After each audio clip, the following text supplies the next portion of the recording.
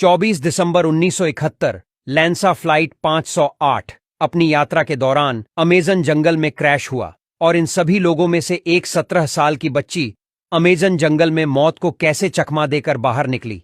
चलिए जानते हैं इतिहास की सबसे बड़ी दिल दहला देने वाली सच्ची कहानी। 24 दिसंबर 1971 लीमा एयरपोर्ट से लैंसा फ्लाइट 508 प्लेन उड़ान भरती है। प्लेन में 86 पैसेंजर्स और 6 क्रू मेंबर्स सवार थे, जिसमें एक 17 साल की जूलियन कोएप्के और उनके साथ उनकी मां भी सफर कर रही थी।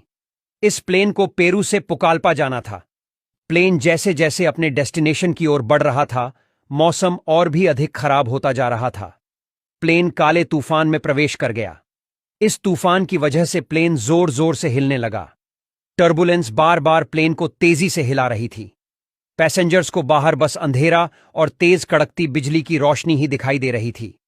अचानक से प्लेन के राइट विंग्स में बिजली गिर गई, जिसकी वजह से विंग्स में आग लग गई। इस वक्त प्लेन ऑलमोस्ट 21,000 फीट के एल्टीट्यूड पर फ्लाई कर रहा था। इस लाइटनिंग स्ट्राइक ने प्लेन को पूरी तरह से अनबैलेंस कर दिया और यह प्लेन गिरते गिरते हवा में ही चूर चूर हो गया। जूलियन अपनी सीट से ही जकड़ी हुई नीचे की ओर गिरने लगी।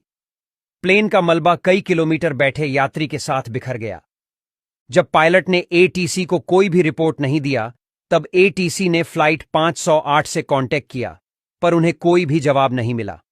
कुछ घंटों बाद प्लेन को खोजने के लिए प्लेन क्रैश लोकेशन के ऊपर रेस्क्यू हेलीकॉप्टर को भेजा गया, लेकिन घने पेड़ों के कारण कई बार रेस्क्यू टीम को प्लेन का मलबा दिखाई भी नहीं दे रहा था।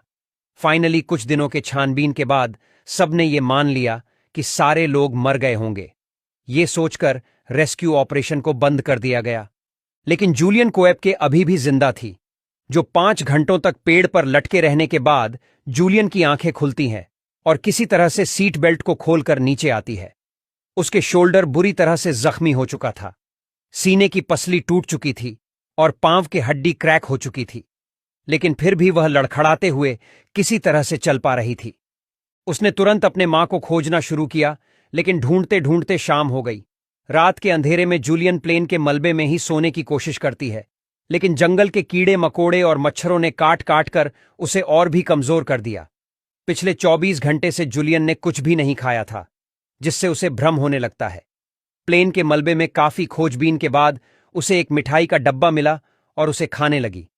तभी उसने नोटिस किया कि कई बार हेलीकॉप्टर की आवाज सुनाई दे रही थी, पर घने जंगल होने की वजह से न वो ठीक से देख पा रही थी और न ही रेस्क्यू टीम उन्हें देख पा रही थी।